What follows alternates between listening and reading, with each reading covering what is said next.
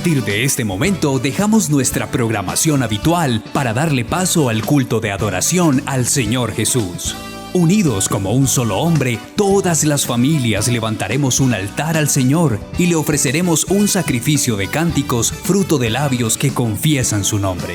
Atentos a su voz, recibiremos la instrucción que por medio de su eterna palabra nos da, para que edificados en amor, lleguemos a ser un templo santo para el Señor.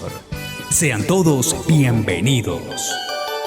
Íntima Devoción Radio, una emisora que honra la palabra de Dios.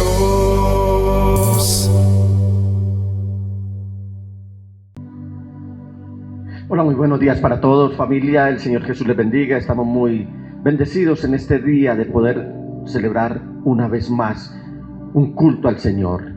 Pero que este no sea un culto ordinario, que este sea un culto extraordinario, en el cual nosotros nos desbordamos de alegría, nos desbordamos de gozo y sobre todo de una voz que suba al cielo, que lleve nuestras canciones de alabanza, que exaltemos al Rey de Reyes y al Señor de Señores. Que hoy sea un día en el que la familia de Dios reciba nuevas fuerzas, que el poder del cielo llegue hasta cada uno de ustedes y que cada uno se sienta con esa bendición grandiosa que Dios ha preparado y ha reservado para cada uno de nosotros. Vamos a dar inicio a este culto, a esta celebración al Señor, y que no vamos a callar ninguna de sus obras que ha hecho con cada uno de nosotros. Voy a pedirles el favor también, abran sus Biblias en la primera epístola del apóstol Juan, capítulo 1. Vamos a leer los primeros 4 versículos. Primera epístola del apóstol Juan. Juan, como todos sabemos, escribió el Evangelio de Juan, la primera, la segunda y la tercera epístola y el libro de Apocalipsis. Entonces, este Juan, también llamado el teólogo, escribió cosas muy profundas. Como quiera que él estuvo al lado del Señor junto con los otros discípulos y vivió muy de cerca todo el ministerio del Señor, y fue el único que estuvo ahí al pie de la cruz, viendo crucificar a su Maestro y Señor. Primera epístola del apóstol Juan, capítulo 1, dice la palabra del Señor: lo que ha sido desde el principio, lo que hemos oído, lo que hemos visto con nuestros propios ojos, lo que hemos contemplado, lo que hemos tocado con las manos, esto les anunciamos respecto al Verbo que es vida. Esta vida se manifestó, nosotros la hemos visto y damos testimonio de ella, y les anunciamos a ustedes la vida eterna que estaba con el Padre y que se nos ha manifestado. Les anunciamos lo que hemos visto y oído, para que también ustedes tengan comunión con nosotros. Y nuestra comunión es con el Padre y con su Hijo Jesucristo. Les escribimos estas cosas para que nuestra alegría sea completa. Amén y amén. Señor, entrego este tiempo a ti, Señor.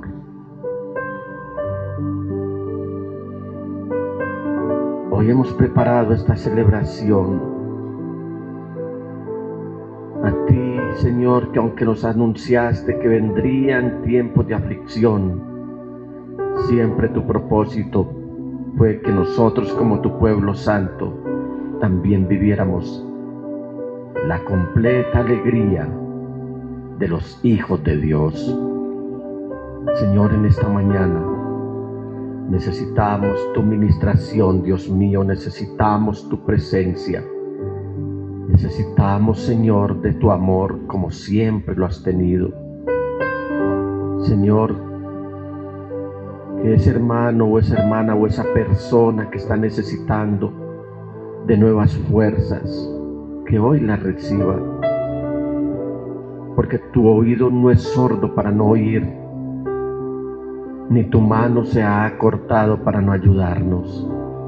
Al contrario, has mirado cómo tu novia, la iglesia, está aquí en este mundo, mientras los días van pasando y las horas van llegando, Señor, mientras todo tipo de circunstancias pareciera que abrumaran para ver cómo nos arranca una queja en contra tuya. Como quisiera el enemigo que nosotros fuéramos y rodeáramos tu trono y empezáramos a abrumarte con quejas y con llantos, con reniegos, Señor, con protestas. No, hoy como tu familia, Señor, vamos a rodear tu trono para decirte, Señor, que solo tú eres Dios y que no hay Dios que se asemeje a ti ni en el cielo, ni en la tierra, ni debajo de la tierra.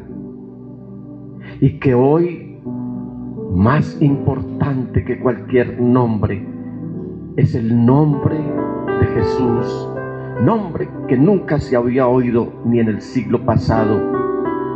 Nunca se había oído un nombre más importante que este, ni en el siglo pasado, ni en el presente, ni en el porvenir. Tu nombre siempre ha sido importante, porque tú eres importante, porque eres el mismo ayer y hoy y por los siglos. Oh majestad, me rindo ante ti. Majestad, me postro ante ti. Jesús, mi majestad, hoy me postro,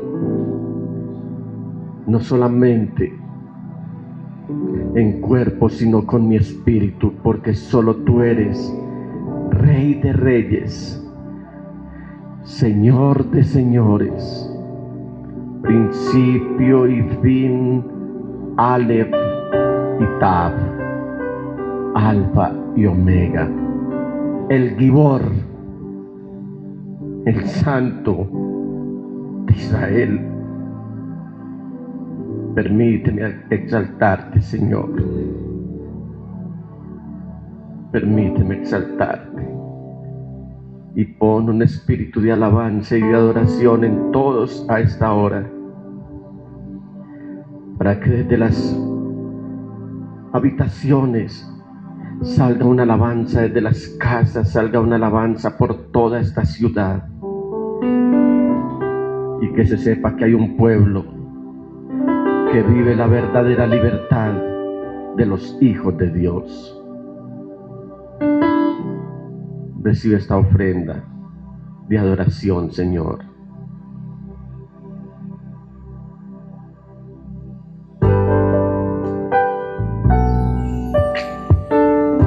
Aleluya.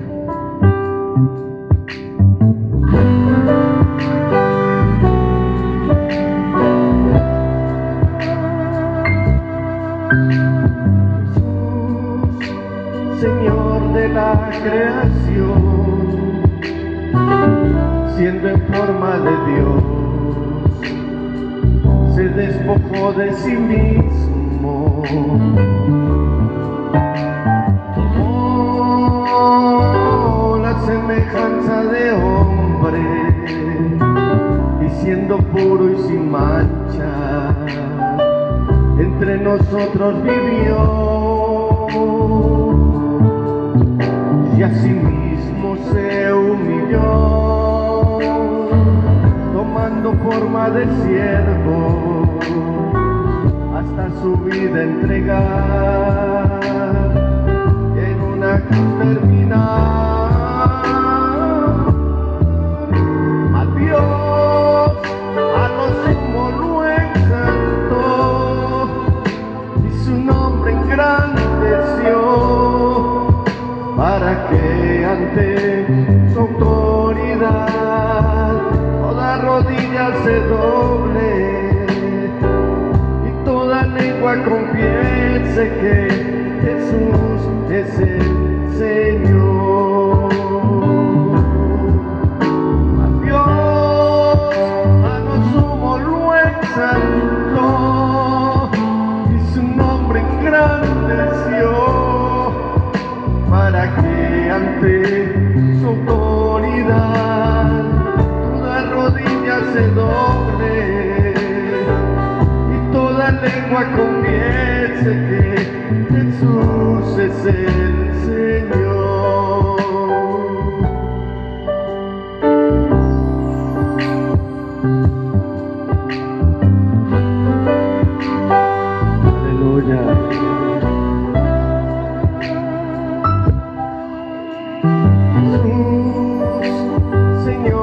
La creación, siendo en forma de Dios, se despojó de sí mismo, tomó la semejanza de hombre y siendo puro y sin mancha, entre nosotros vivió. Y asimismo se humilló, tomando forma de siervo, hasta su vida entregar, y en una cruz terminar. A Dios, a lo sumo lo exaltó, y su nombre engrandeció, para que ante su autoridad toda rodilla se doble y toda lengua confiese que Jesús es el Señor. Oh, a Dios, a lo sumo lo exaltó y su nombre engrandeció, para que ante su autoridad toda rodilla se doble y toda lengua confiese que Jesús es el Señor. El Señor, el Señor, el Señor.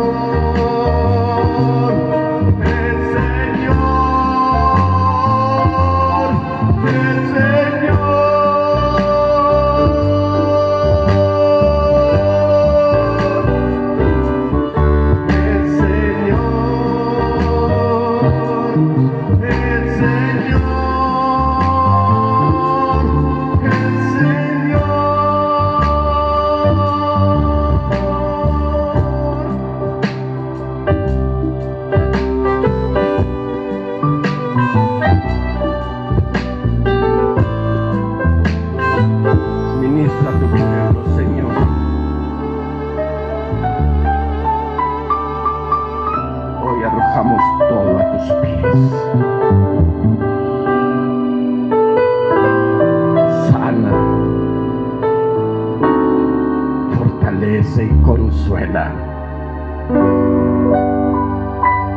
Jesús, tú eres nuestro Rey, gloriosa majestad. Eres bendito por los siglos y tu reino no tendrá fin. Qué glorioso será cuando entremos a las moradas eternas, a ocupar las habitaciones que tú has preparado, Señor, donde nos tendrás vestiduras nuevas, nombre nuevo, todo nuevo,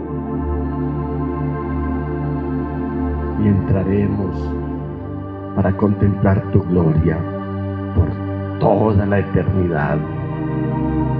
Amén, amén y amén.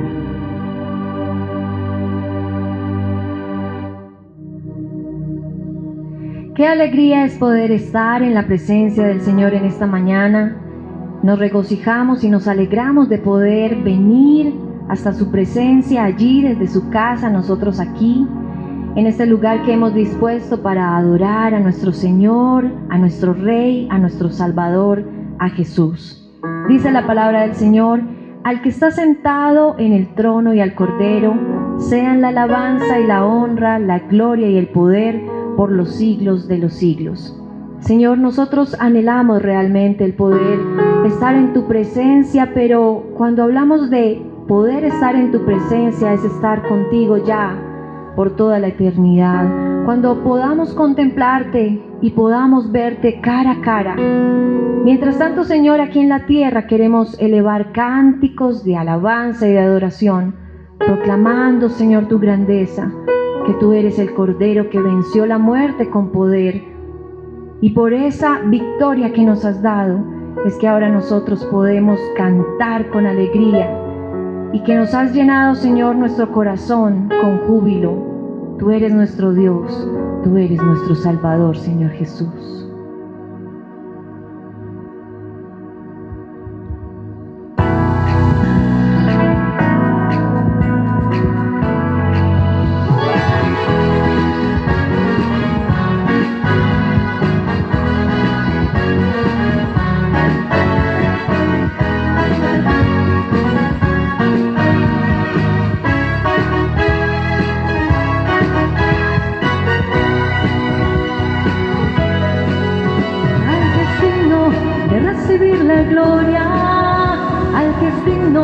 Recibir el honor, al que es digno de recibir la gloria, al que es digno de recibir el honor.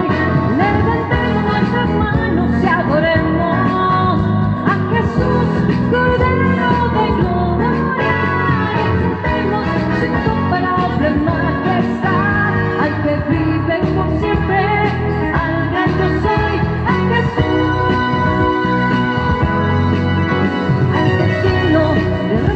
La gloria, al que es digno de recibir el honor, al que es digno de recibir la gloria, al que es digno de recibir el honor.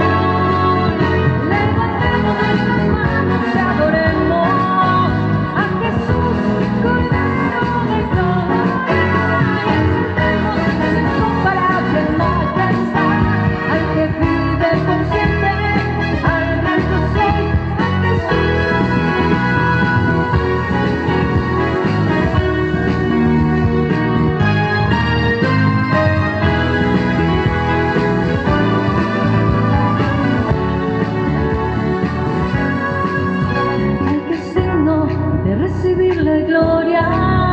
Al que es digno de recibir el honor, al que es digno de recibir la gloria, al que es digno de recibir el honor. Levantemos nuestras manos y adoremos a Jesús, Cordero de gloria, y exaltemos su incomparable majestad, al que vive por siempre, al gran yo soy, a Jesús.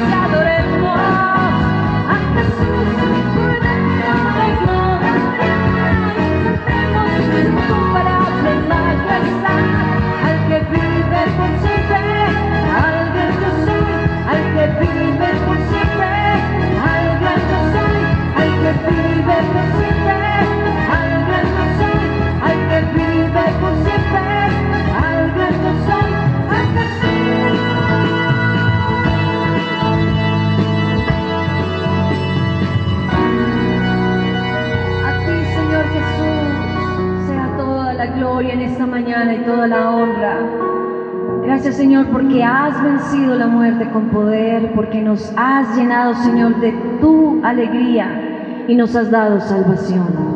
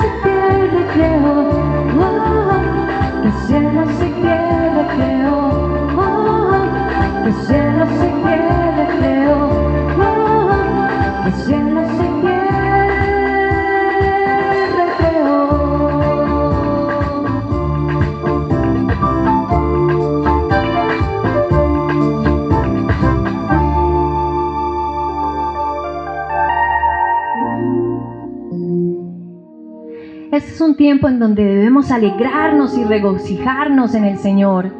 Dice la palabra del Señor que todo lo que respire, alabe su santo nombre. ¿Y sabes algo? Yo creo que tú allí estás respirando, yo aquí estoy respirando, pastor, ¿estás respirando?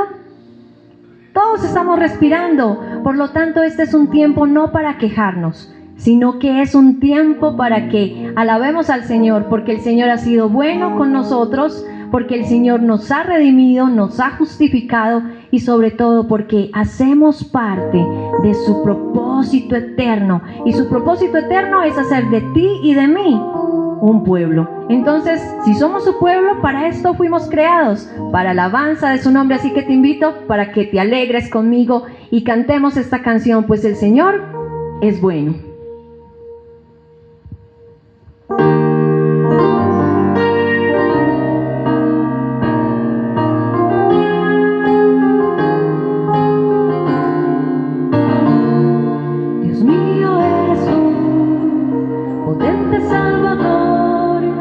Cubriste mi cabeza el día de la prueba. No me dejarás, no me olvidarás. Agradecido estoy por tu amor. Dilo conmigo. Dios mío eres tú, potente Salvador. Cubriste mi cabeza el día de la prueba.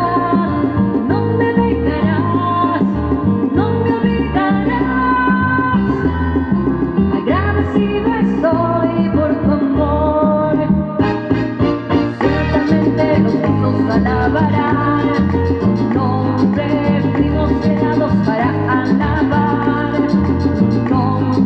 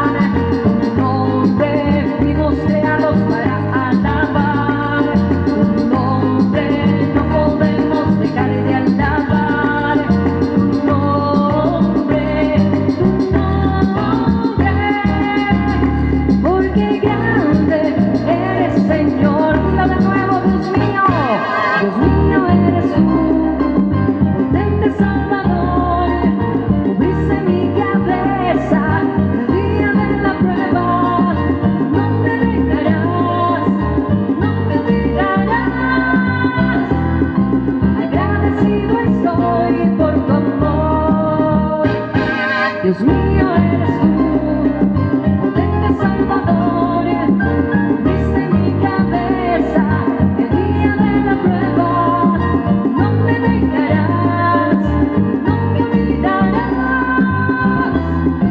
agradecido estoy por tu amor, ciertamente los justos alabarán tu nombre, fuimos creados para alabar tu nombre, no podemos dejar de alabar tu nombre,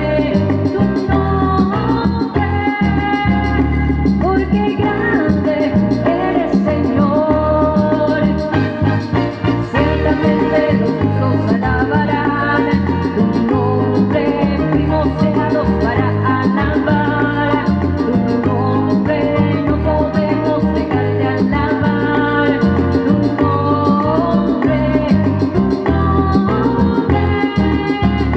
porque grande eres Señor. Vamos todos allá, qué fuertes esas palmas para el Señor Jesús.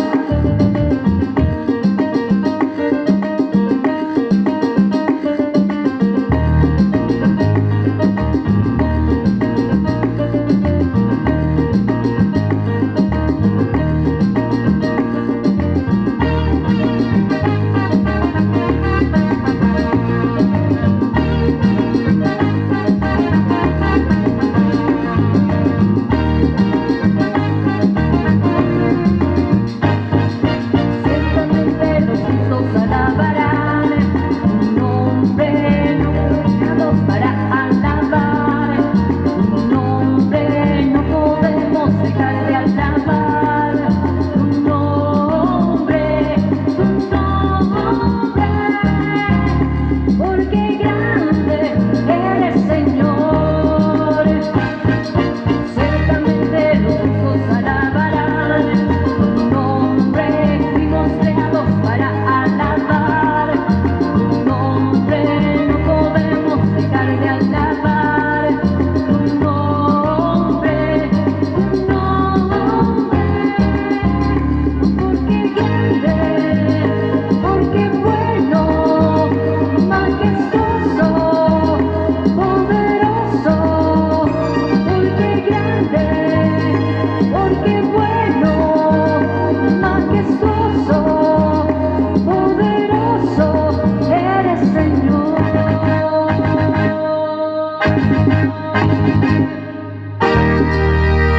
Oh, cuán bueno has sido, Señor, con nosotros. Te adoramos, Rey del cielo y de la tierra, porque has mostrado, Señor, tu bondad y tu misericordia para con nosotros, que somos tus hijos.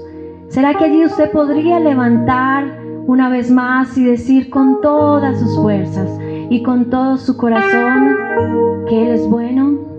¿Por qué no me acompaña a decirlo de nuevo? Que Él es bueno, que Él es majestuoso. Porque grande, porque bueno, majestuoso, poderoso, porque grande, porque bueno, majestuoso, poderoso, eres Señor.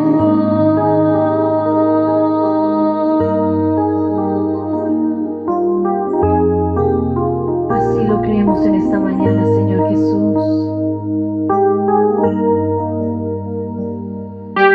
A ti sea hoy toda la gloria y la honra por los siglos de los siglos y para siempre. Toda tu iglesia en todo el mundo así lo declara y lo confiesa y dice fuertemente: amén.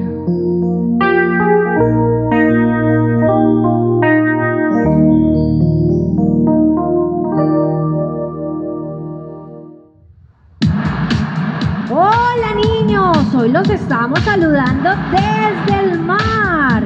¿Ustedes recuerdan aquel profeta que no le hizo caso a la palabra de Dios? Hoy vamos a ver qué le ocurrió por no obedecer. ¿Por qué no nos acompañas? Para que nades con nosotros, pero también para que cantes esta canción.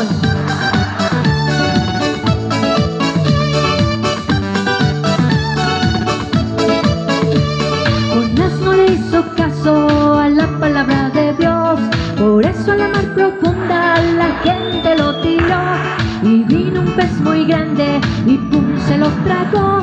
¿Por qué no le hizo caso a la palabra de Dios? ¿Por qué no le hizo caso a la palabra de Dios? Una vez más, Jonás no le hizo caso a la palabra de Dios. Por eso la mar profunda la gente lo tiró, y vino un pez muy grande y pum, se lo tragó. ¿Por qué no le hizo caso a la palabra de Dios? ¿Por qué no le hizo caso a la palabra de Dios? Jonás no le hizo caso a la palabra de Dios. Por eso la mar profunda la gente lo tiró, y vino un pez muy grande y pum, se lo tragó. ¿Por qué no le hizo caso a la palabra de Dios? ¿Por qué no le hizo caso a la palabra de Dios? A la palabra de Dios, a la palabra de Dios.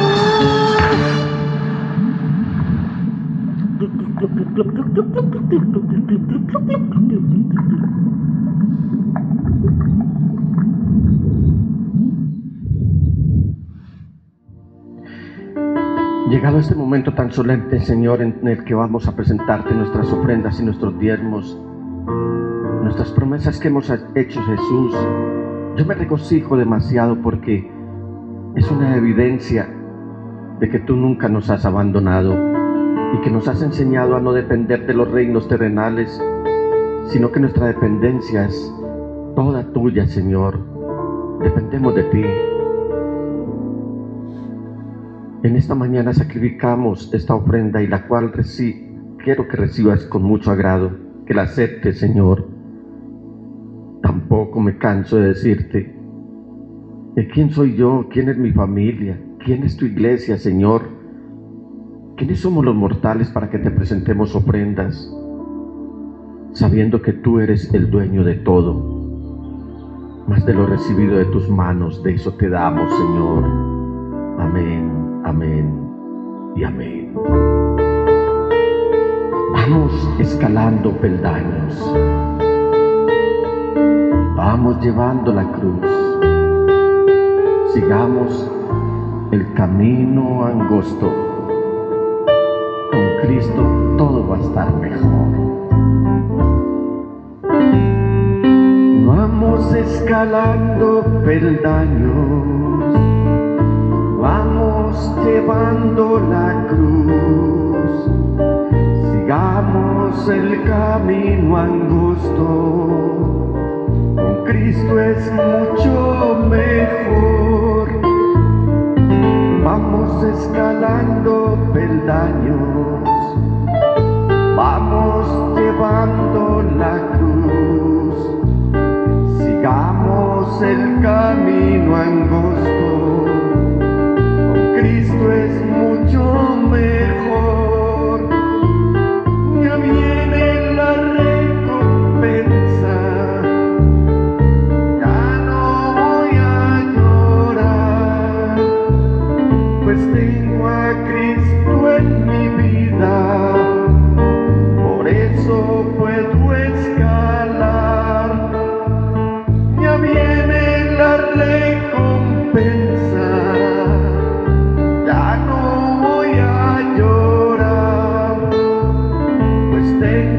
Cristo en mi vida, por eso puedo escalar.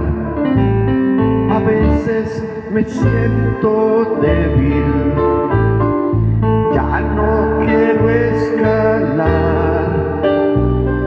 Levanto mis manos al cielo y Cristo fuerzas me da. A veces me siento débil y ya no quiero escalar. Levanto mis manos al cielo y Cristo fuerzas me da. Ya viene la recompensa, ya no voy a llorar, pues tengo a Cristo en mi vida, por eso puedo escalar. Ya viene la recompensa,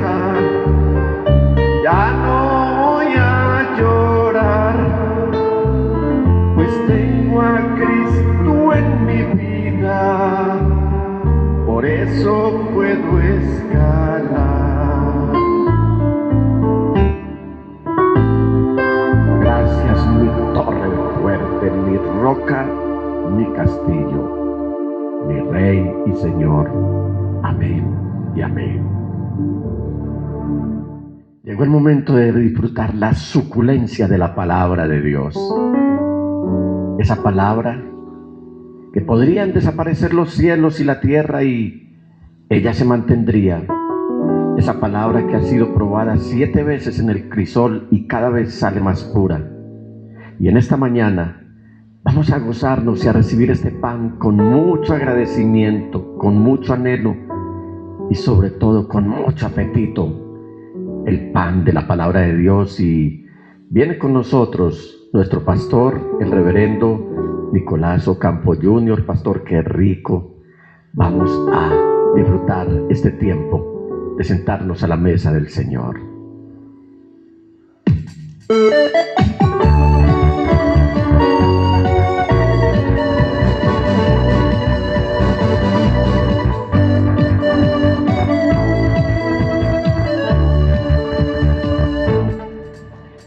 Este es un momento muy feliz.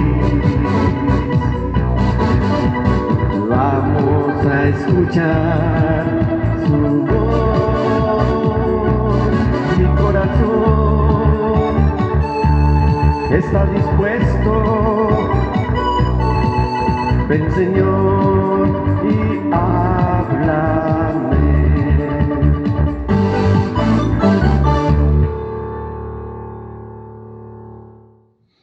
Hola, buenos días, Dios te bendiga, qué alegría poder compartir contigo la palabra esta mañana. Quiero invitarte para que abras un momentico las Sagradas Escrituras en el libro del profeta Isaías, capítulo 46, versículo 10. Libro del profeta Isaías, capítulo 46, versículo 10. Y dice la palabra del Señor allí. Está hablando Dios, dice: yo anuncio el fin desde el principio, desde los tiempos antiguos, lo que está por venir. Yo digo, mi propósito se cumplirá y haré todo lo que deseo. Ya hemos orado hace unos minutos atrás, el pastor ha orado, pero ¿qué tal si oramos un momento más? No te sientes, quiero invitarte para que ahí en tu casa estés en pie, honremos por un momento la palabra del Señor, pidamos de Él dirección para comprender lo que esta mañana el Espíritu de Dios nos ha permitido preparar para compartirte. Padre, te damos gracias en el precioso nombre de Jesús el Señor.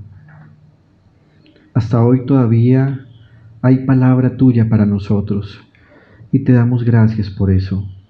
Hoy, como ministro tuyo y como pastor de esta iglesia, junto a mi familia, quiero rogarte que todos los que escuchan este mensaje lo comprendan y lo entiendan, y que esto sea alimento espiritual para ellos, no solo una liturgia o una entretención, sino la vida del Espíritu transmitida por estos medios para que ellos se fortalezcan en esta santa fe a la que nos has llamado.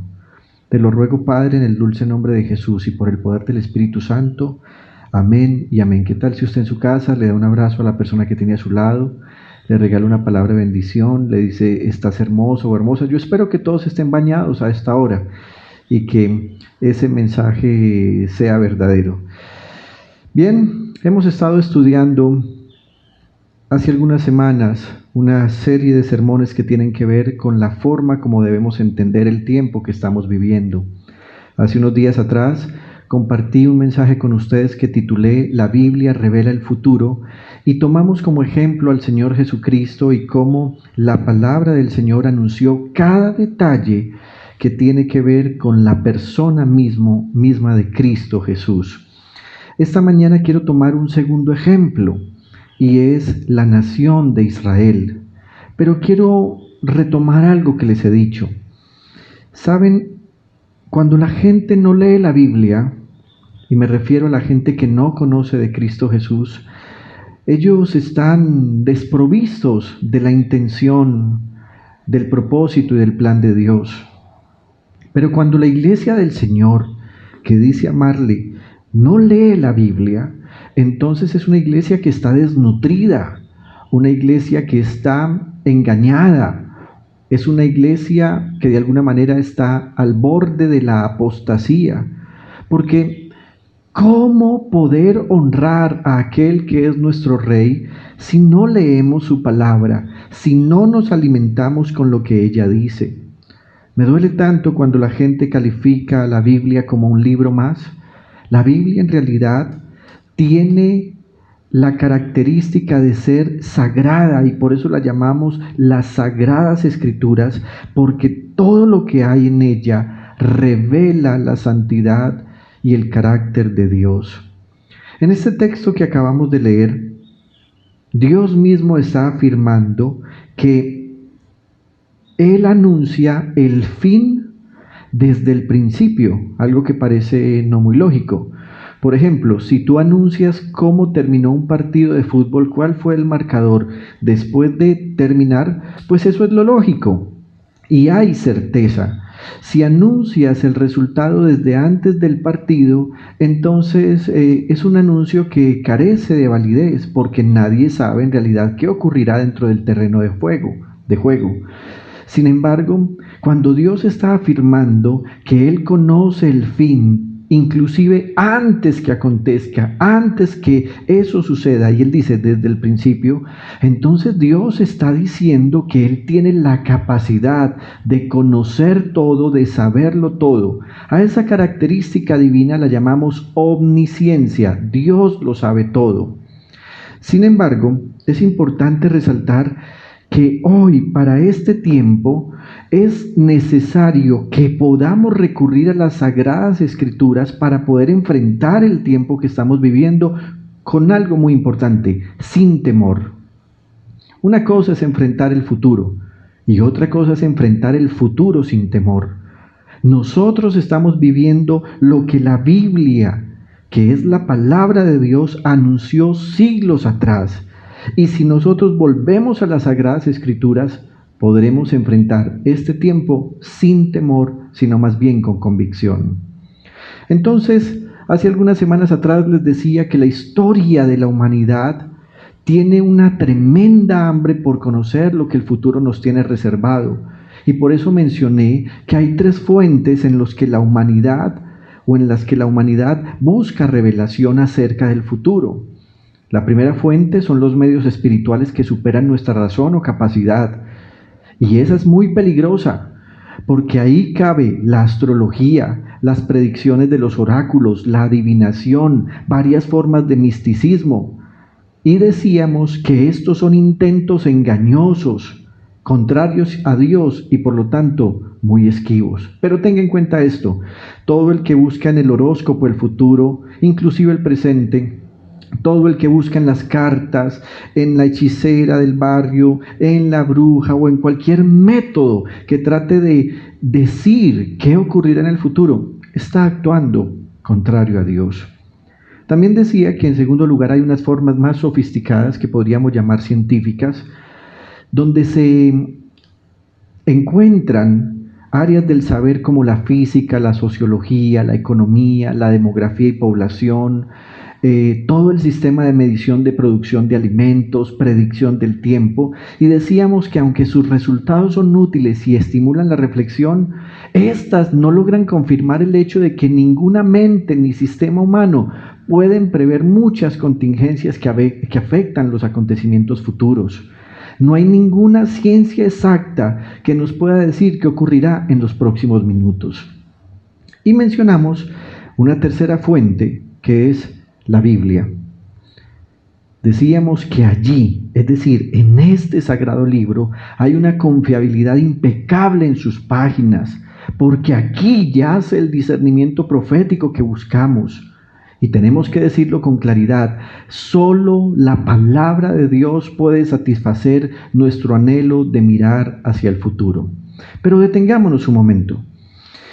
Cuando estoy diciendo que solo la palabra de Dios puede satisfacer nuestro anhelo de mirar hacia el futuro, no estoy diciendo que, por ejemplo, una muchacha soltera va a encontrar el nombre del muchacho con el cual se casará unos años más adelante. No estoy diciendo eso. Estoy hablando del futuro como Dios lo ve en relación al plan de salvación y en relación al juicio venidero.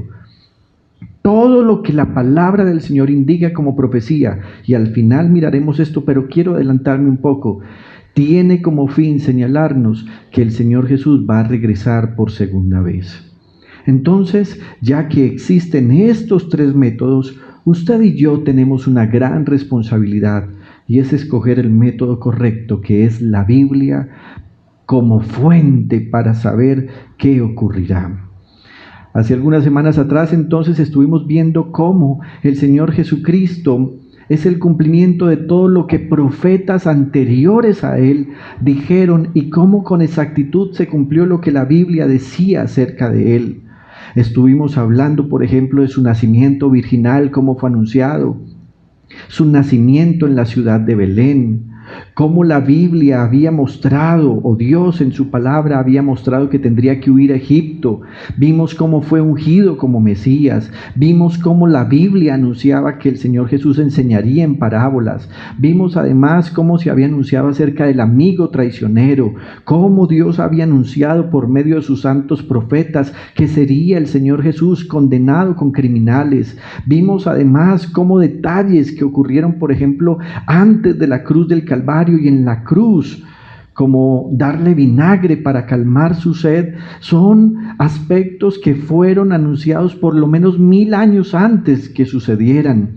También vimos cómo el Señor, por medio del profeta Isaías, anunciaba que un rico lo sepultaría. Y además vimos el acto más importante, cómo Dios había prometido que la señal más importante para identificar cuál es el verdadero Mesías tenía que ver con su resurrección. Todo eso lo vimos. Pero hay otro ejemplo, un segundo ejemplo de profecía bíblica. Y ese ejemplo de profecía bíblica involucra la historia de la nación de Israel. Dios, por medio de su palabra, que es la Biblia, ha predicho el curso de la historia de Israel con exactitud durante los 3500 años pasados. Cuando usted mira lo que las Sagradas Escrituras están anunciando, es decir, desde el momento que se escribió el primer libro de la Biblia que creemos que es Job, hasta el último que fue Apocalipsis, hasta ahí transcurrieron unos 1500 años, y súmele 2000 años que han pasado desde que se escribió el último libro de la Biblia que es Apocalipsis hasta hoy, o desde la aparición de Jesucristo hasta hoy. Entonces uno se da cuenta que son 3500 años en los que Dios habló con exactitud acerca del destino o de la historia de la nación de Israel.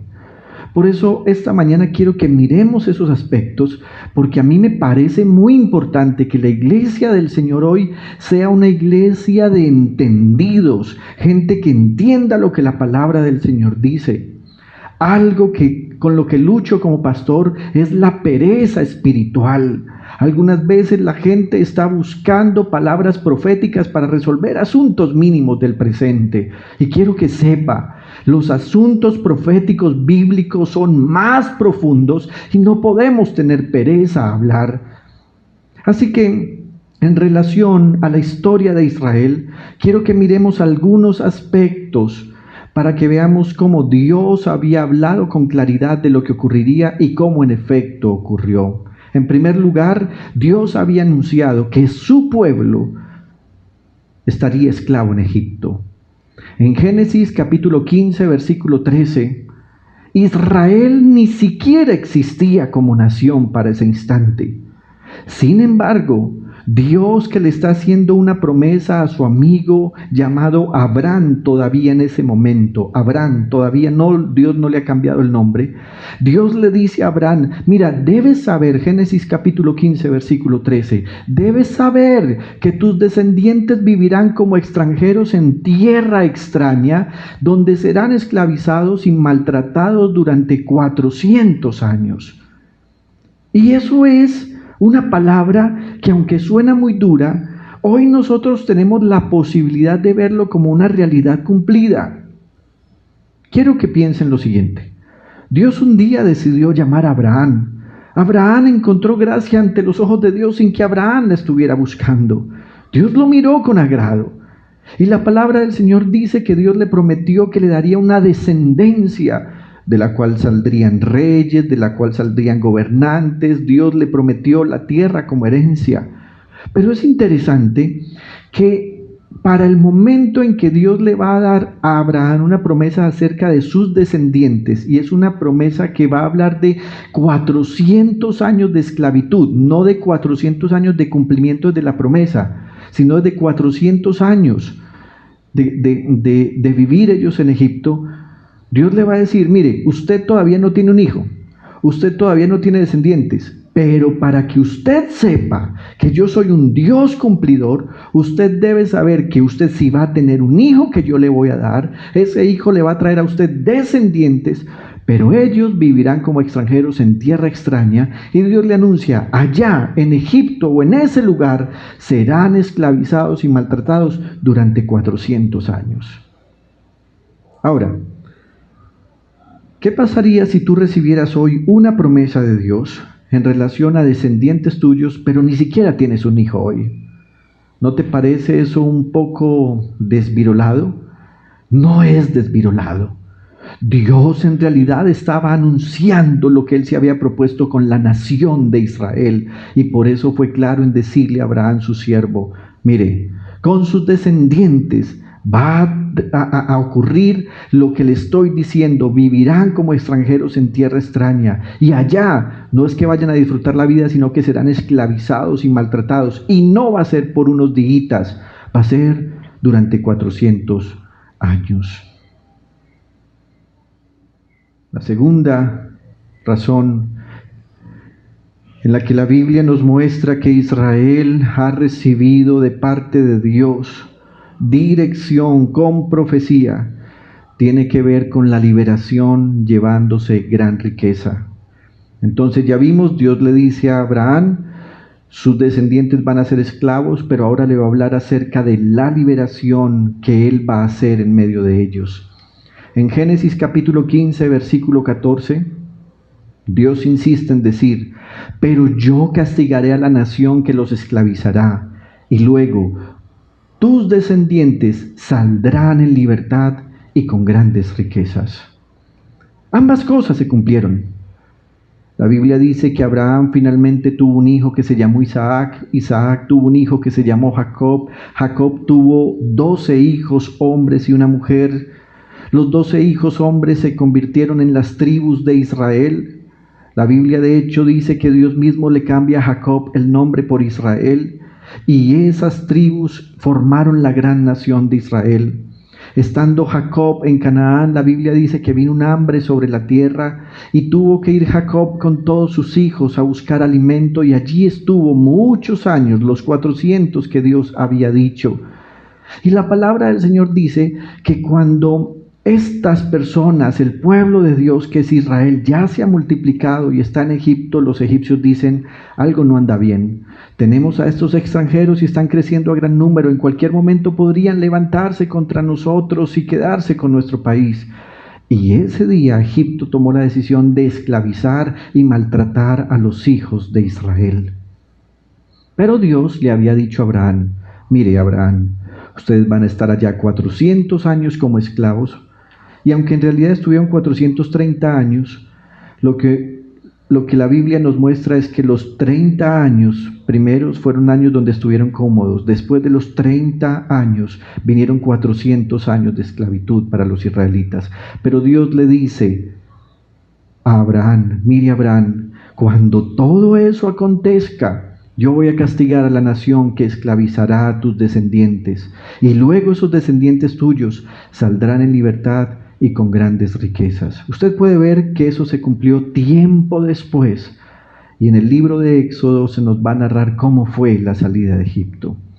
Dios también le va a anunciar a Abraham que saldrían de Egipto, pero les daría como posesión la tierra de Canaán. En Génesis capítulo 15, versículo 18 y siguientes, Dios le dice a Abraham: en aquel día el Señor hizo un pacto con Abraham. Le dijo: a tus descendientes les daré esta tierra, desde el río de Egipto hasta el gran río, el Éufrates. Me refiero a la tierra de los kenitas, los kenicitas, los cadmoneos, los hititas, los fereceos, los refaitas, los amorreos, los cananeos, los gergeseos y los jebuseos. Una palabra en la que Dios está anunciando procesos que van a tardar muchísimo. Quiero recapitular algo. Cuando Dios le está dando a Abraham esta promesa, Abraham ni siquiera tiene un hijo. Y mire Dios cómo todo el tiempo está señalando lo que ocurriría con el pueblo de Israel. Usted va a encontrar que en libros como Josué, inclusive en Jueces, pero también en los libros que habla el 1 y 2 de Samuel, el 1 y 2 de Reyes, el 1 y 2 de Crónicas, esta palabra se cumplió. Dios levantó jueces para que defendieran el territorio. Luego Dios levantó a un rey, el rey David, que tomó todo este territorio y permitió que algunas personas de estos pueblos, como los cadmoneos, los hititas, los kenicitas, siguieran viviendo, pero tenían que pagar tributo al reino de Israel. ¿Qué hizo Dios? Cumplió la promesa a Abraham. También Dios había advertido por medio de su hombre llamado Moisés que su pueblo Israel se desviaría hacia la idolatría. Estando en el desierto, después de la salida de Egipto, la Biblia dice que Moisés va a declarar una palabra profética, y en el capítulo 32 del libro de Deuteronomio, capítulo 15 y siguientes, Dios va a hablar por medio de su hombre llamado Moisés para dar esta palabra. Jesurún engordó y pateó, se hartó de comida y se puso corpulento y rollizo. Abandonó al Dios que le dio vida y rechazó a la roca, su Salvador. Lo provocó a celos con dioses extraños y lo hizo enojar con sus ídolos detestables. Ofreció sacrificios a los demonios que no son Dios, dioses que no había conocido, dioses recién aparecidos, dioses no honrados por sus padres. Desertaste de la roca que te engendró, olvidaste al Dios que te dio vida. Al ver esto, el Señor lo rechazó porque sus hijos y sus hijas lo irritaron. Les voy a dar la espalda, dijo, y a ver en qué terminan. Son una generación perversa, son unos hijos infieles. Me provocaron a celos con quien no es Dios como yo y me enojaron con sus ídolos indignos. Pues yo haré que ustedes sientan envidia de los que no son pueblo. Voy a irritarlos con una nación insensata. ¿Qué es lo que está pasando allí? Moisés ha sacado a Israel de Egipto con la mano y el poder del Señor.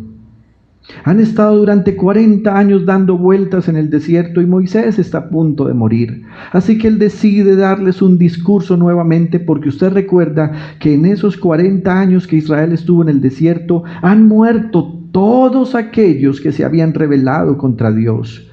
Dios ha levantado una nueva generación y Moisés siente que tiene que predicarles nuevamente el mensaje a esta nueva generación para que sepan quién es el Dios de Israel. Sin embargo, dentro de esa predicación va a surgir una palabra profética dolorosa. Dios le va a decir a su propio pueblo: ¿saben? Aunque en este momento están sentados escuchando a Moisés con mucha atención, en algunos años ustedes me van a abandonar. Van a adorar a dioses que no son dioses y lo peor, van a ofrecer sacrificios a los demonios. Esos demonios que no son Dios y dioses que no habían conocido, dioses recién aparecidos porque están en el inconsciente colectivo de la gente y ustedes les dieron la capacidad de nombrarlos sus dioses cuando nunca nadie los había honrado como dioses y cuando en realidad ni siquiera son verdaderos dioses. Y entonces Dios va a decirles algo más por medio del profeta. Cuando ustedes abandonen a Dios, Dios los va a rechazar a ustedes. Y luego que los rechace a ustedes, entonces Dios hará que otra nación que no es su pueblo se levante para que ustedes sientan envidia. Y dice Dios: voy a irritarlos con una nación insensata. Y esta profecía debemos entenderla en dos sentidos. Por un lado, cómo Dios levantó a naciones paganas para que vinieran a corregir al pueblo de Israel. Pero por otro lado, cómo Dios levantó a un pueblo que no era Israel, sino que es la iglesia, para que viniera a ser su pueblo. Al finalizar los días, cuando todo esto esté terminando, tanto la iglesia como Israel llegarán a ser un solo pueblo, que es el pueblo de Dios. Pero Dios estaba profetizando esto. La Biblia nos dice que en efecto hay un momento en que el rey David, años más tarde, muchos años después de Moisés, fue levantado como rey. Y Él logró traer una estructura espiritual sobre toda la nación, y toda la nación se rindió en alabanza, en adoración y en obediencia a Dios. Pero cuando el rey David desaparece, su hijo Salomón empieza a darle un esplendor que parece más glorioso a Israel. Sin embargo, por su pecado, el reino es dividido. Y cuando se divide el reino, entonces vamos a ver que en la Biblia va a aparecer un reino que es el del norte llamado Israel y un reino en el sur que es llamado Judá. Todo eso ocurrió porque Dios lo había anunciado.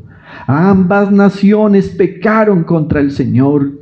En el reino de Israel se levantó un hombre llamado Jeroboam, y cuando usted va al primer y el segundo libro de Reyes, cada vez que se menciona a los reyes de Israel se dirá: todos ellos pecaron como lo hizo Jeroboam cuando desafió al Señor.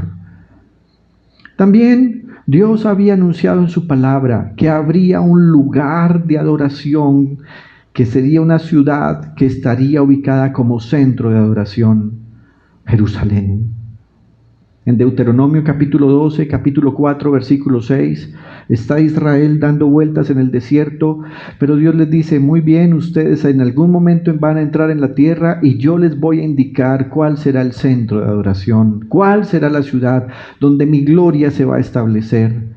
En el capítulo 12, versículo 4 de Deuteronomio dice la Biblia: no harán lo mismo con el Señor su Dios, sino que irán y lo buscarán en el lugar donde de entre todas las tribus de ustedes Él decida habitar. Allí llevarán ustedes sus holocaustos, sacrificios, diezmos, contribuciones, promesas, ofrendas voluntarias y los primogénitos de sus ganados y rebaños. Detengámonos un momento acá. Ese hecho que muchos predican hoy en relación a que en cualquier lugar puede encontrarse Dios, tiene un equilibrio que algunas veces ha llevado al desequilibrio que nos lleva a falsas doctrinas. Pensar que no es necesario congregarse en un lugar de adoración, como nos enseñó el pastor el miércoles pasado, es equivocado. Dios desde el principio le había dicho a su pueblo: yo les voy a entregar el territorio que era de estas naciones paganas, pero ustedes no van a rendir culto en cualquier lugar. Ustedes no pueden decir: no, es que yo tengo un servicio de culto especial los viernes a las 3 de la tarde en la montaña tal.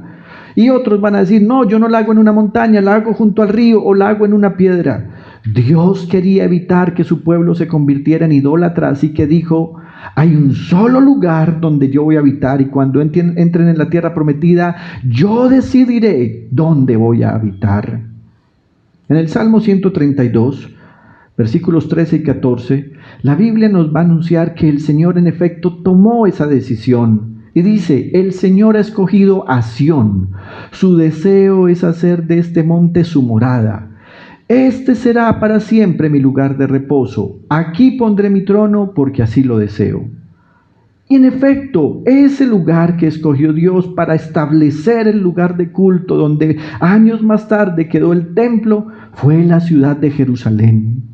Esa ciudad de Jerusalén que hoy está en conflicto mundial y que tiene que convertirse para nosotros los cristianos en un lugar donde pongamos la mirada para que veamos qué es lo que Dios está haciendo. En algunas semanas más adelante le hablaré un poco de esto. ¿Qué ocurrió? Dios en efecto escogió una ciudad. Allí se levantó un templo. Dios le dio los planos al rey David de cómo sería ese templo. Y aunque David quería construirlo, la palabra del Señor por medio del profeta Natán le dijo: no serás tú quien me construya templo, porque tú has derramado mucha sangre, sino que será un hijo tuyo. Y en efecto Dios levantó a Salomón. Sin embargo, la Biblia nos dice que Dios le dijo a David cómo debía ser la construcción de ese templo. Le entregó los planos, le entregó la cantidad de material que debía conseguir para construirlo. Así que ese templo no fue una inspiración humana. Ese templo fue una inspiración divina porque Dios dijo cómo debía ser construido. Ese templo fue destruido en el año 70 después de Cristo. Y una de las señales que nos anuncian con gran avance que el Señor Jesucristo vendrá, es que en muy pocas semanas veremos cómo ese templo se empieza a reconstruir. También le hablaré de eso un poco más adelante. Hay un sexto hecho que tiene que ver con la nación de Israel. ¿Cómo fue profetizado, por ejemplo, su cautividad? Hay una primera cautividad de la que hablaremos y es en Asiria. Y cuando hablemos de esta cautividad, vamos a hablar exclusivamente del reino del norte, es decir, la nación de Israel. En Amós capítulo 5, versículo 27 dice: entonces les mandaré al exilio más allá de Damasco, dice el Señor cuyo nombre es Dios Todopoderoso. En el capítulo 6, versículo 14 dice: por tanto, pueblo de Israel, voy a levantar contra ti a una nación que te oprimirá desde Lebo-Hamat hasta el torrente del Arabá, afirma el Señor, el Dios Todopoderoso. En Amós capítulo 7, versículo 17 dice: por eso así dice el Señor, tu esposa se prostituirá en la ciudad y tus hijos y tus hijas caerán a espada, tu tierra será medida y repartida, y tú mismo morirás en un país pagano, e Israel será llevado cautivo lejos de su tierra. Y ocurrió en la época del profeta Habacuc. La Biblia nos va a anunciar cómo los asirios vinieron, tomaron por medio del rey Tiglat-Pileser a toda la nación, los repartieron por todos los reinos del mundo, los desposeyeron de su tierra y peor aún, trajeron a gente pagana para que viviera en el territorio de Israel. Y la Biblia dice que Dios estaba cuidando su territorio, así que les mandó fieras, les mandó animales salvajes a esas personas que no eran Israel, pero que ahora querían comportarse como Israel. Y esos animales los atacaban, la tierra no producía, volvieron a un tiempo de crisis. Y dice que la solución que vieron fue enseñarle a esa gente pagana cómo comportarse como si fueran el pueblo de Dios. Y de ahí vienen los samarios o samaritanos. Esos samarios entonces llegaron a creer en algún momento que ellos eran el verdadero pueblo de Dios, pero no lo eran, al punto que ellos despreciaban a los judíos, que sí eran el pueblo inicial de Dios. ¿Por qué ocurrió todo esto? Porque Dios lo anunció. Ahora hablemos un poquitico del reino del sur, el reino de Judá. También se les anunció cautividad. Por medio del profeta Jeremías, Dios les anunció a estos, que son el pueblo de Judá, que por su desobediencia serían llevados cautivos a otra nación que es Babilonia. En el capítulo 16, versículo 12 y 13 dice: pero ustedes se han comportado peor que sus antepasados. Cada uno sigue la terquedad de su corazón malvado y no me ha obedecido. Por eso los voy a arrojar de esta tierra a un país que ni ustedes ni sus antepasados conocieron, y allí servirán a otros dioses día y noche. No les tendré clemencia. Dios estaba anunciando que esa cautividad sería por medio del rey de Babilonia y por medio de la nación de Babilonia. Así que tenemos que ubicarnos un poquito en algo que les enseñé hace algunas semanas atrás, en el imperio neobabilónico. En Jeremías capítulo 21, versículo 10, dicen: porque he decidido hacerle a esta ciudad el mal y no el bien, afirma el Señor. Y deberíamos detenernos un momento ahí.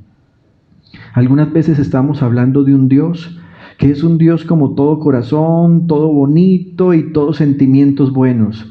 Y ahí es donde la gente se está equivocando, porque la gente peca contra el Señor, pero después afirman: es que Dios no es capaz de castigar, es que Dios no es capaz de reprender, Dios es todo bondad, Él comprende mi debilidad. Pero aquí está diciendo: he decidido hacerle a esta ciudad el mal y no el bien, afirma el Señor. Será entregada en manos del rey de Babilonia, quien le prenderá fuego. Así que dejemos de estar predicando ese evangelio que no es evangelio, en el cual le decimos a la gente que todo está bien. Hay cosas que no están bien y hay cosas en las que vendrá reprensión de Dios, y se está esperando sobre la humanidad el juicio de Dios, que va a castigar a los perversos por no haber acatado ni aceptado el nombre de Jesucristo el Señor. Pero ya no estés salvando a la gente por sus obras, porque la Biblia dice que las obras de la gente, cuando no han aceptado a Cristo Jesús, no son más que trapos de inmundicia delante del Señor. También en Jeremías capítulo 25, 11, Dios dice: todo este país quedará reducido a horror y desolación, y estas naciones servirán al rey de Babilonia durante 70 años. ¿Y sabe qué pasó? Ocurrió todo al pie de la letra. Estando todavía vivo el profeta Jeremías, dice la Biblia que el rey Nabucodonosor vino hacia Jerusalén, destruyó la muralla, tomó a las personas más importantes, la Biblia las llama la crema innata del país, a los jóvenes, a los familiares del rey, a la gente rica, a la gente que tenía algún conocimiento, y los llevó hacia Babilonia. Allí estuvieron cautivos durante 70 años. Y después de 70 años, casi a punto de cumplirse ese tiempo, el profeta Daniel, leyendo las Escrituras, se dio cuenta que Dios había dicho que esa desolación sería solo por 70 años. Y Daniel le empieza a pedir al Señor: Señor, cumple entonces tu palabra y permite que volvamos al territorio. También la Biblia nos anuncia una destrucción del primer templo. Una destrucción que podríamos decir que en un primer momento fue no completa, pero sí que trajo desposesión y terrible dolor sobre el pueblo de Israel y de Judá. En el segundo libro de Crónicas, capítulo 7, versículos 19 al 22, se anuncia lo siguiente: pero si ustedes me abandonan, dice el Señor, y desobedecen los decretos y mandamientos que les he dado y se apartan de mí para servir y adorar a otros dioses, los desarraigaré de la tierra que les he dado y repudiaré este templo que he consagrado en mi honor. Entonces los convertiré en el hazmerreír de todos los pueblos.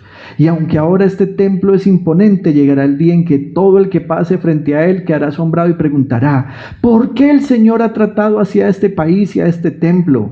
Y le responderán: porque abandonaron al Señor Dios de sus antepasados, que los sacó de Egipto, y se echaron en los brazos de otros dioses a los cuales adoraron y sirvieron. Por eso el Señor ha dejado que les sobrevenga tanto desastre. Y ocurrió. La Biblia nos va a decir que la ciudad quedó completamente en ruinas. Ese primer templo fue quemado por completo. Todo lo que adentro poseía, gran belleza, majestad e inclusive representación de santidad, todo fue sacado, fue llevado a Babilonia. Y el rey de Babilonia lo que hizo fue exponer todos esos tesoros que pertenecían al templo de Dios para burlarse de Israel, para burlarse de Judá, para burlarse de Dios mismo. Ahora bien, como Dios es capaz de anunciar el fin desde el principio, no había ocurrido todavía el castigo para su pueblo cuando Dios ya les estaba anunciando que regresarían de Babilonia. En Isaías capítulo 6, versículo 11, la palabra del Señor dice: entonces exclamé: ¿hasta cuándo, Señor? Y él respondió: hasta que las ciudades queden destruidas y sin habitante alguno, hasta que las casas queden deshabitadas y los campos asolados y en ruinas, hasta que el Señor haya enviado lejos a todo el pueblo y el país quede en total abandono. Ese es el anuncio de la reprensión. Capítulo 6 de Isaías. Pero mire cómo en el capítulo 48 del mismo libro, Dios va a dar una orden. Y esto es profético, no es de cumplimiento instantáneo, para hacer que su pueblo regrese de Babilonia. En Isaías capítulo 48, versículo 20-21 dice: salgan de Babilonia, huyan de los caldeos, anuncien esto con gritos de alegría y háganlo saber, publíquenlo hasta en los confines de la tierra, digan: el Señor ha redimido a su siervo Jacob. Cuando los guió a través de los desiertos no tuvieron sed, e hizo que de la roca brotara agua para ellos, partió la roca y manaron las aguas. Volvámonos a detener un momento. Quiero pedirle, recuerde, cuando esto fue anunciado en el capítulo 6, el castigo, y en el capítulo 48, la restauración, ninguna cosa ocurrió inmediatamente. Tuvieron que pasar más años para que se viera eso. Imagínense que entre el cumplimiento del castigo y el cumplimiento que Dios los devolvió a su tierra pasaron 70 años. Así que aquí lo que estamos tratando de ver es cómo todo lo que ocurrió con la nación de Israel, todo fue anunciado por Dios. En Jeremías capítulo 25, 12, Dios anuncia la restauración o cómo regresarían de Babilonia. Pero cuando se hayan cumplido los 70 años, yo castigaré por su iniquidad al rey de Babilonia y a aquella nación, país de los caldeos, y los convertiré en desolación perpetua, afirma el Señor. Luego, el Señor Jesús mismo va a intervenir en relación a esto que ha tenido que acontecer o que ver con el acontecer de la nación de Israel. El Señor Jesús va a hablar acerca de la destrucción que podríamos llamar la destrucción del segundo templo. En el Santo Evangelio según San Mateo capítulo 24 versículo 2 y luego en Lucas capítulo 19 versículos 43 y 44 el Señor va a decir: pero Él les dijo, ¿ven todo esto? Les aseguro que no quedará piedra sobre piedra, pues todo será derribado. Recordemos un momentico. El Señor Jesús acaba de salir del templo y la palabra del Señor dice que cuando ha salido, los discípulos empiezan a decirle a él: Señor, mira estos edificios, mira qué belleza, mira qué majestuosidad. Y la palabra del Señor nos afirma por medio del escritor Mateo y el escritor Lucas que el Señor les va a decir a ellos lo siguiente: miren, ¿están viendo todo esto? No quedará piedra sobre piedra, pues todo será derribado. En Lucas 19, versículos 43 y 44 dice: te sobrevendrán días en que tus enemigos levantarán un muro y te rodearán y te encerrarán por todos lados. Te derribarán a ti y a tus hijos dentro de tus murallas. No dejarán ni una piedra sobre otra porque no reconociste el tiempo en que Dios vino a salvarte. Cuando el Señor Jesús vino a predicar, el pueblo de Israel, la nación entera lo despreció. Es cierto que algunos creyeron el mensaje, pero no todos creyeron. De hecho, se burlaban de él. Ellos no entendían que él era el rey prometido. Ellos no entendían que él era el Dios verdadero manifestado en carne. Así que el Señor Jesús va a dar una palabra profética días antes de su muerte. Él va a decir: ¡ay, Jerusalén! Vienen días en que tus enemigos van a levantar alrededor una muralla y te van a rodear y te encerrarán por todos lados. Te derribarán a ti y a tus hijos dentro de tus murallas. No dejarán ni una piedra sobre otra porque no reconociste el tiempo en que Dios vino a salvarte. ¿Y sabe algo? Más o menos unos 35 o 40 años después, en un momento que conocemos como 70 años después de Cristo, Jerusalén fue tomada por el ejército romano en cabeza de un general llamado Tito, quien destruyó el muro después de haberlo rodeado.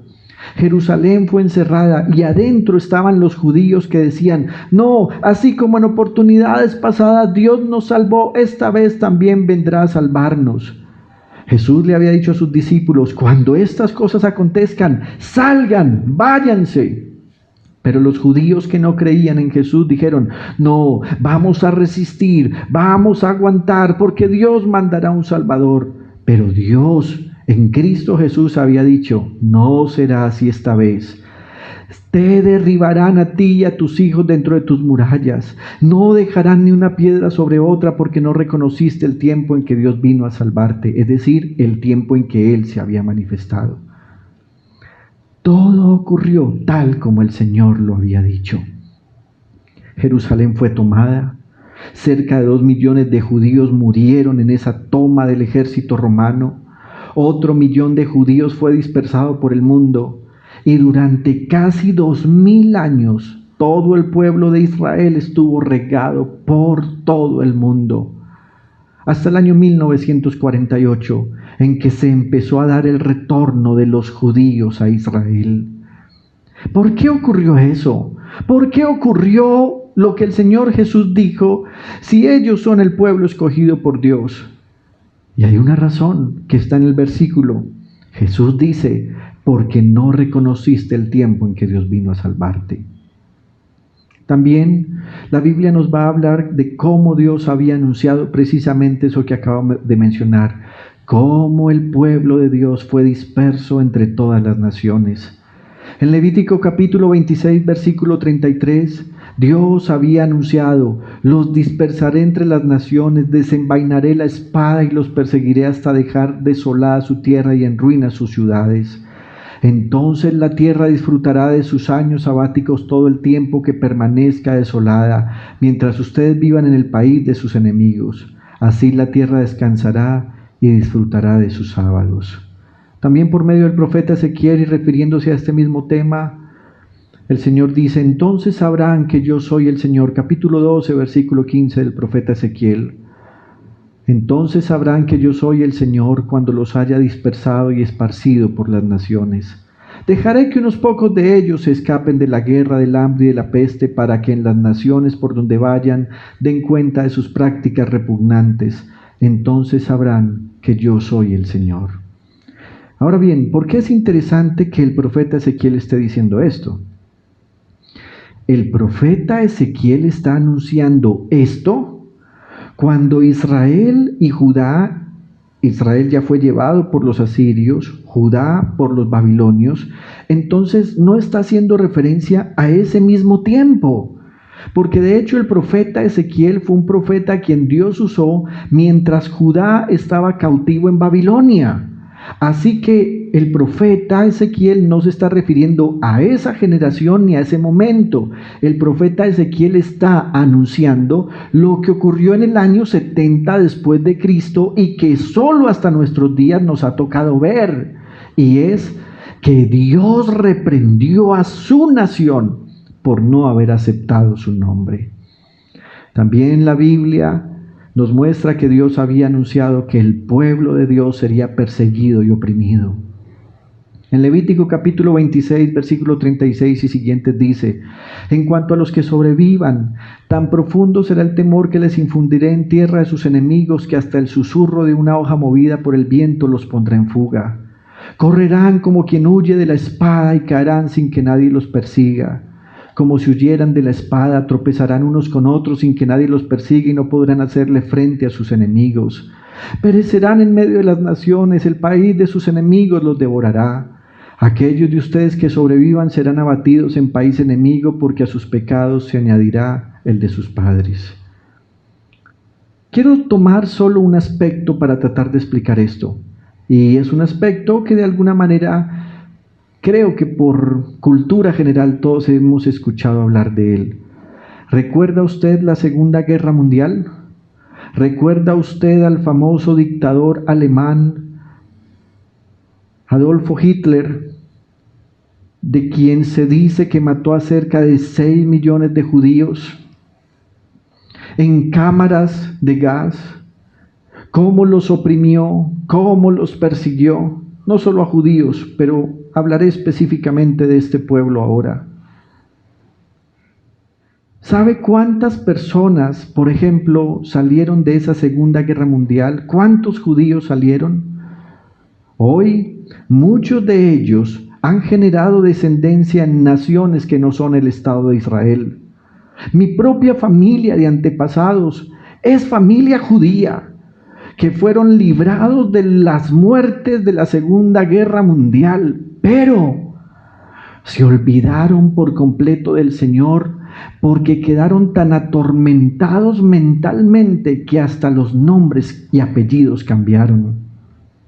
Nosotros vivimos en una cultura donde hay una influencia judía muy importante, pero esa influencia judía se metió en nuestra cultura hispanohablante y se permitió ser absorbida para desaparecer, inclusive si fuera posible, de nuestra propia sangre, la verdadera cultura que tenemos. ¿Por qué? Por una razón, porque Dios había dicho que su pueblo, por haber pecado, sería oprimido al punto que estarían tan nerviosos de decir que son el pueblo de Dios, que si una hoja susurraba por el viento, entonces los pondría en fuga de lo asustados que estarían. Todo eso es lo que Dios había prometido. No hay en la tierra una nación más nerviosa que la nación de Israel. Una nación que constantemente tenga que invertir grandes recursos en seguridad nacional porque saben que sus enemigos todo el tiempo querrán destruirlos. Ellos tuvieron que vivir, como ya les mencioné, las cámaras de gas en Alemania. Tuvieron que vivir en Polonia, en Cracovia, en diferentes lugares de Europa, lo que significó el holocausto nazi, entre comillas. ¿Y saben por qué ocurrió todo eso?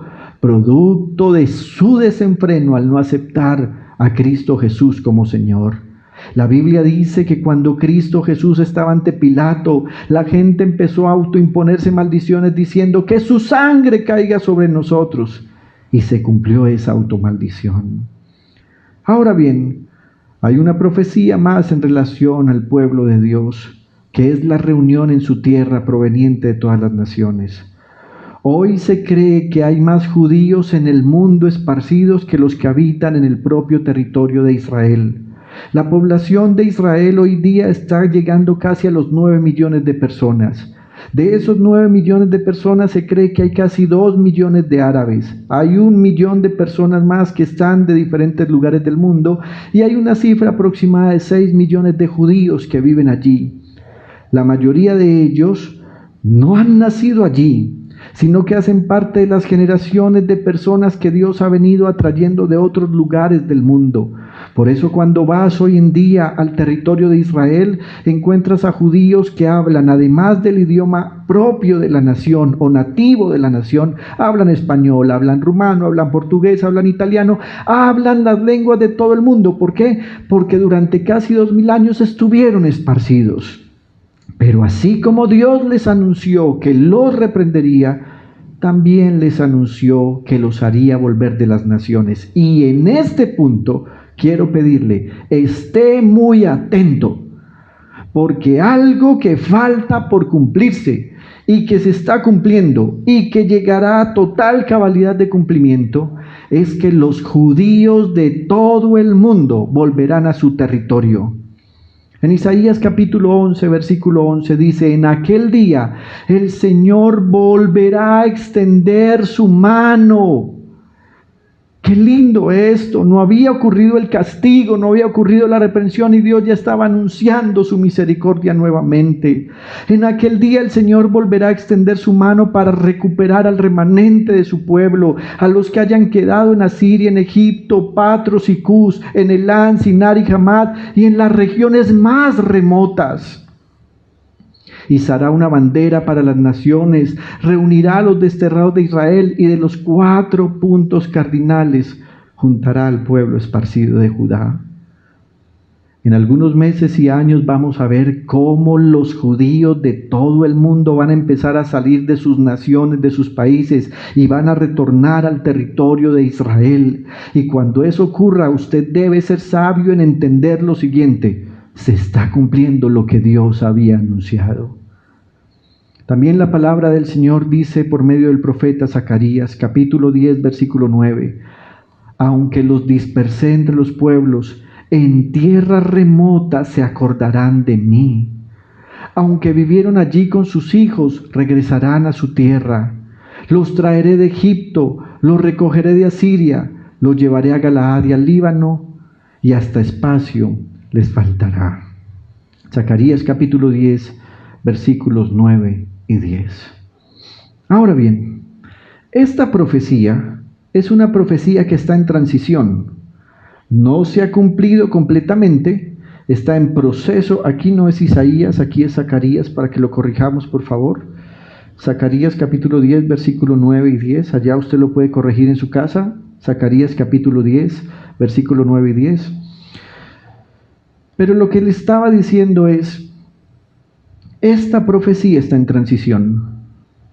Desde el año 1948 empezaron a venir judíos de todo Israel o de todo el mundo para ocupar el territorio en Israel.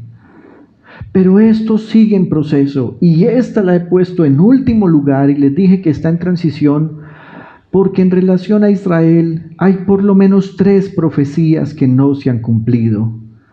Y quiero que hablemos de ellas para que usted esté atento, porque en las próximas semanas y meses esto ocurrirá. Y si usted lo ve por las noticias hasta donde podamos verlo mientras la iglesia esté aquí, usted debe saber que es el cumplimiento de la palabra del Señor.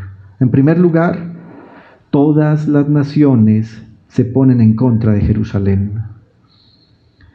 Ese sentimiento anti-Israel y ante Jerusalén es un sentimiento que ha estado toda la historia del mundo rodeando a este pueblo.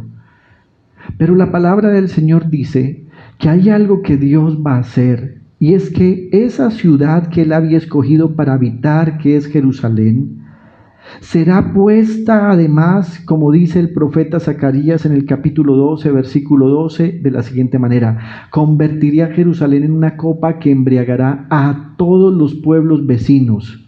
Judá será sitiada lo mismo que Jerusalén, y todas las naciones de la tierra se juntarán contra ella. En aquel día convertiré a Jerusalén en una roca inconmovible para todos los pueblos.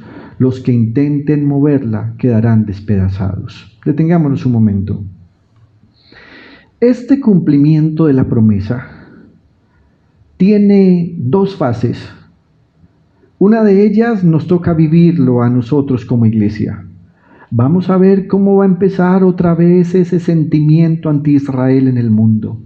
Vamos a ver cómo las naciones empiezan a acusar, a atacar desde la política, desde la economía a Jerusalén.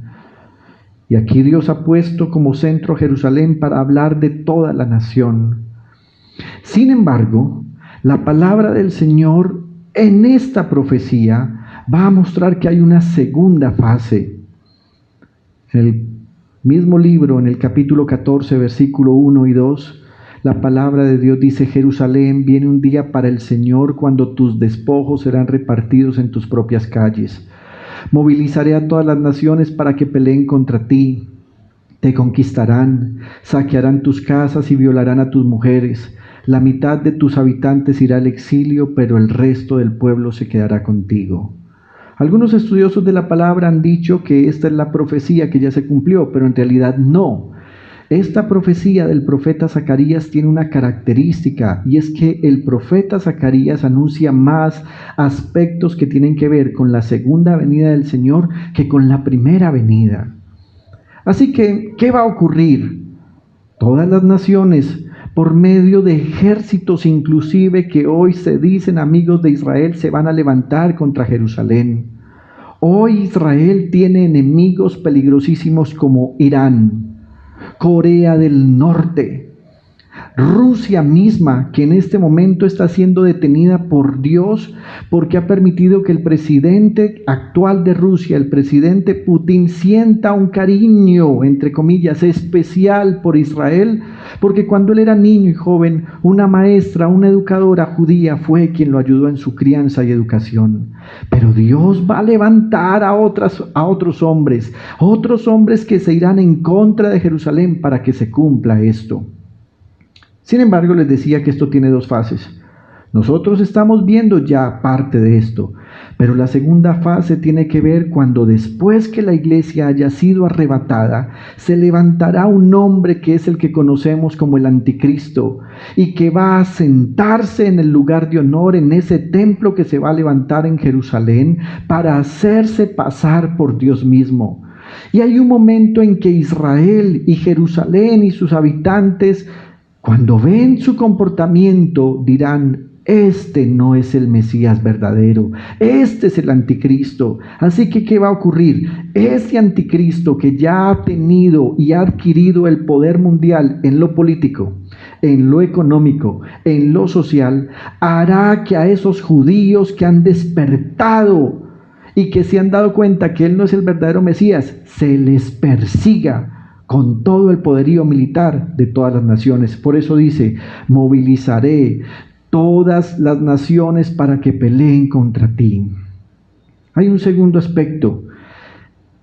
Usted y yo como cristianos debemos entender lo siguiente. Este tiempo que estamos viviendo de coronavirus, de enfermedades y de plagas, no es la gran tribulación. Este es un tiempo que el apóstol Pedro llama el juicio a la familia de Dios, que es la iglesia. Estamos viviendo un tiempo donde Dios está reorganizando las cosas en su iglesia, porque Dios va a mostrar cuál es la iglesia verdadera y cuál es la iglesia apóstata. Usted y yo como creyentes en Cristo estamos esperando el arrebatamiento. Seremos llevados y estaremos con el Señor en las nubes para siempre. Pero cuando usted y yo seamos arrebatados, el pueblo de Israel que no aceptó a Cristo Jesús se va a quedar aquí, y a ellos les tocará vivir la segunda tribulación o la gran tribulación. Ahora bien, debo ser claro en esto.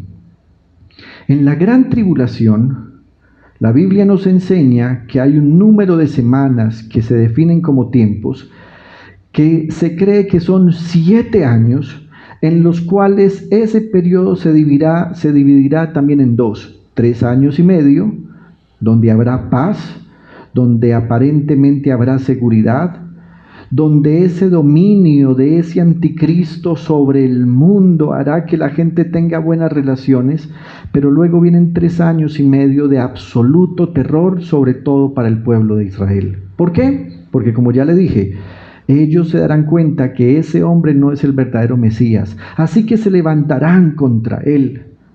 Pero la palabra del Señor dice que ahí, en medio de la gran tribulación, cuando Israel reconozca que ese anticristo no es el verdadero Mesías, va a ocurrir algo que es sobrenatural. Dios les revelará a esos hombres y mujeres de Israel de manera sobrenatural cuál es el verdadero Mesías. En el capítulo 12, versículo 10 y siguientes del profeta Zacarías, dice: sobre la casa real de David y los habitantes de Jerusalén derramaré un espíritu de gracia y de súplica, y entonces pondrán sus ojos en mí. Harán lamentación por el que traspasaron como quien hace lamentación por su hijo único. Llorarán amargamente como quien llora por su primogénito. Detengámonos. Entonces, recuerde, la iglesia ya ha sido arrebatada. En este mundo está solo Israel con las demás naciones. El anticristo ya está gobernando. Los judíos dicen, ese no es el verdadero Mesías. Pero cuando descubran que no es el verdadero Mesías, entonces Dios va a traer una revelación sobre ellos. Y ellos dirán, ¿cómo no nos dimos cuenta? El Mesías verdadero es ese que crucificamos, ese que traspasamos, a ese que durante siglos hemos despreciado. Y dice, llorarán amargamente como quien llora por su primogénito. Versículo 11. En aquel día habrá una gran lamentación en Jerusalén como la de Adad-Rimón en la llanura de Megiddo. Todo el país hará duelo familia por familia. La parentela de David y sus esposas, la parentela de Natán y sus esposas, la parentela de Leví y sus esposas, la parentela de Simí y sus esposas, y todas las demás familias y sus esposas. ¿Por qué van a hacer lamento? Porque ese día, de manera sobrenatural, reconocerán que el verdadero Mesías siempre fue, siempre es y siempre será Jesucristo el Señor. Y ahí ocurrirá algo que todavía no ha pasado, pero en lo cual usted y yo tenemos que ver directamente. Y es la profecía que anuncia la venida en gloria del Mesías. Capítulo 14, versículo 3. Entonces saldrá el Señor y peleará contra aquellas naciones como cuando pelea en el día de la batalla. En aquel día pondrá el Señor sus pies en el monte de los olivos que se encuentra al este de Jerusalén, y el monte de los olivos se partirá en 2 de este a oeste y formará un gran valle, con una mitad del monte desplazándose al norte y la otra mitad al sur. Ustedes huirán por el valle de mi monte, porque se extenderá hasta Asal. Huirán como huyeron del terremoto en los días de Usías, rey de Judá. Y viene lo glorioso. Entonces vendrá el Señor mi Dios, acompañado de todos sus fieles. ¿Recuerda usted que le dije hace unos minutos que cuando el arrebatamiento se dé, Dios llevará a su iglesia para que allá en las nubes se encuentre con Cristo Jesús? Pues muy bien, después de un periodo de tiempo en el que en la tierra se vivirán 7 años de gran tribulación, la palabra de Dios anuncia que el Señor Jesucristo mismo vendrá. Primero, para despojar al anticristo de ese lugar que él se robó y que no le pertenece. El apóstol Pablo, hablando en 1 y 2 de Tesalonicenses, dirá que el Señor lo va a destruir con el resplandor de su gloria y con un soplo de su boca. Pero aquí el profeta Zacarías además está anunciando lo siguiente: cuando el Señor Jesucristo regrese, no vendrá solo, vendrá acompañado de todos sus fieles. ¿Quiénes son esos fieles? Sus ángeles, pero además su iglesia, la que permaneció fiel y firme en toda la historia después de la resurrección de Cristo Jesús, vendrá acompañando al Señor. Esto nos plantea algunas preguntas. ¿Cuál es el propósito final de la profecía bíblica? ¿Por qué nos entregó Dios un libro que nos dice todo lo que ocurrirá en el futuro? Y a esas preguntas hay una sola respuesta, y es que todas las demás profecías que están por cumplirse tienen una misión central, y es hacernos conscientes de la venida del Señor como una realidad inminente. Lo que estamos viviendo no es pasajero. Lo que estamos viviendo hace parte del cumplimiento de lo que el Señor Jesús había anunciado. Me gustaría mucho que usted me acompañara, por favor, un momento, a la segunda carta del apóstol Pedro, en el capítulo 1, versículos 16 al 21, el santo apóstol va a decir lo siguiente: Cuando les dimos a conocer la venida de nuestro Señor Jesucristo en todo su poder, no estábamos siguiendo sutiles cuentos supersticiosos, sino dando testimonio de su grandeza que vimos con nuestros propios ojos. Él recibió honor y gloria de parte de Dios el Padre, cuando desde la majestuosa gloria se le dirigió aquella voz que dijo: Este es mi Hijo amado, estoy muy complacido con él.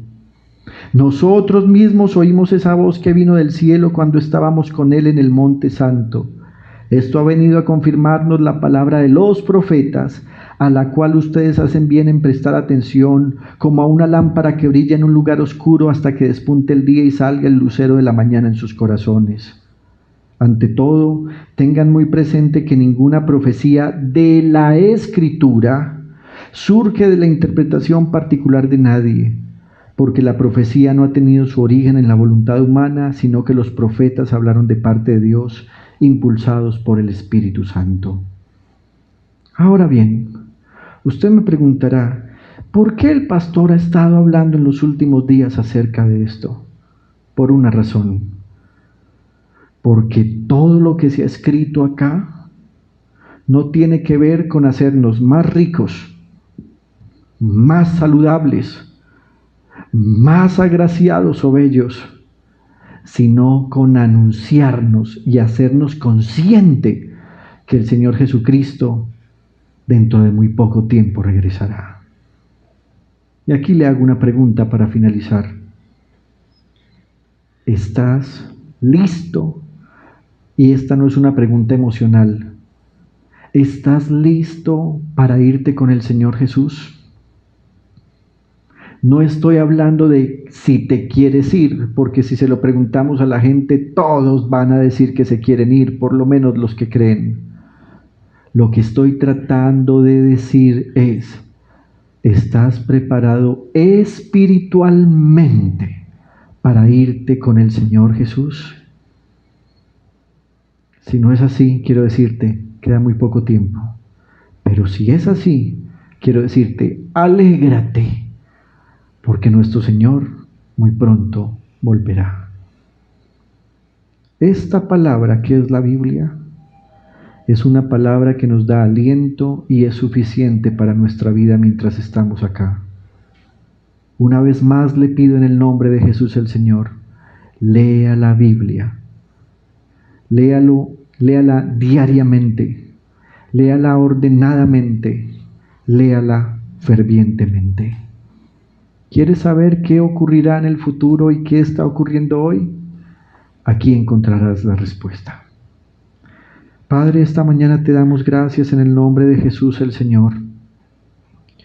Y por el poder de tu Espíritu Santo yo te ruego que tú le abras el entendimiento a la iglesia para que ellos entiendan que todo lo que ha ocurrido en la historia de Israel no han sido accidentes, sino que han sido el cumplimiento de tus anuncios para que tu palabra se cumpla. Te ruego, Señor, que nos des atención, que no nos dejes dormir y que tu Espíritu Santo nos ayude para no perder la fe, sino perseverar hasta el final. Ruego a ti, Padre, que nos des amor por tu palabra y que cada uno entienda lo que tú estás anunciando para tu pueblo.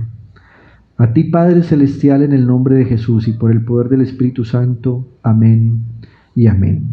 Me gustaría invitarle para que me acompañara a cantar en relación a esta santa palabra de Dios.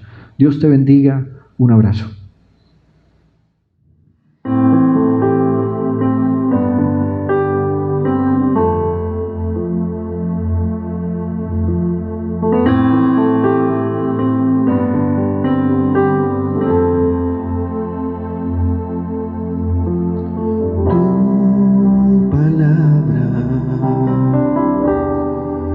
Como aceite sobre mis heridas,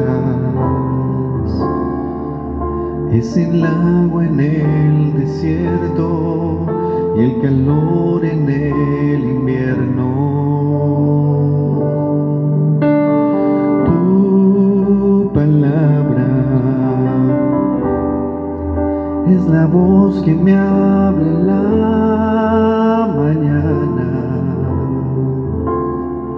Es mi consejo cada día y en las pruebas quien me guía.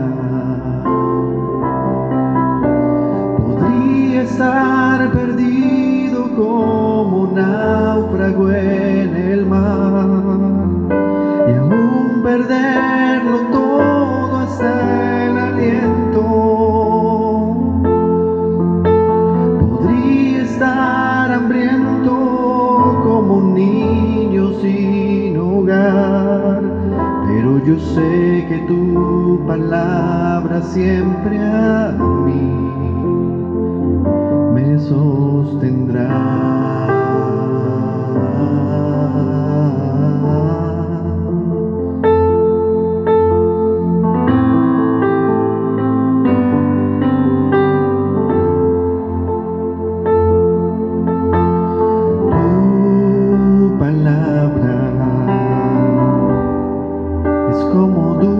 Miel para mis labios, es la perfecta melodía que me deleita cada día. Tu palabra es mi refugio en medio de las pruebas. En la tristeza es mi alegría, en soledad mi compañía. Podría estar perdido como un náufrago en el mar y aún perderlo todo hasta el aliento. Podría estar hambriento como un niño sin hogar, pero yo sé que tu palabra siempre a mí. Podría estar perdido como un náufrago en el mar y aún perderlo todo hasta el aliento. Podría estar hambriento como un niño sin hogar, pero yo sé que tu palabra siempre a mí me sostendrá.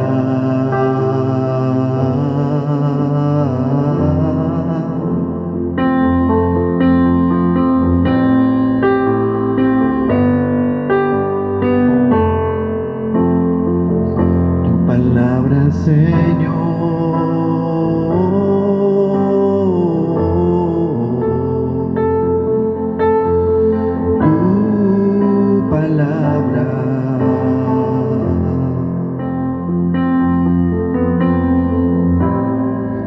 siempre me sostendrá.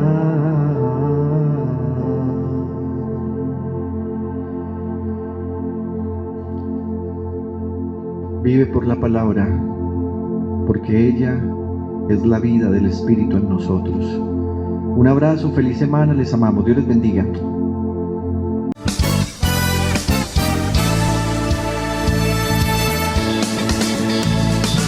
Hemos llegado al final de nuestra transmisión en directo, pero te invitamos para que continúes disfrutando la programación habitual. Te esperamos en una próxima oportunidad. Hasta pronto y que el Señor Jesús les bendiga. Íntima Devoción Radio, una emisora que honra la palabra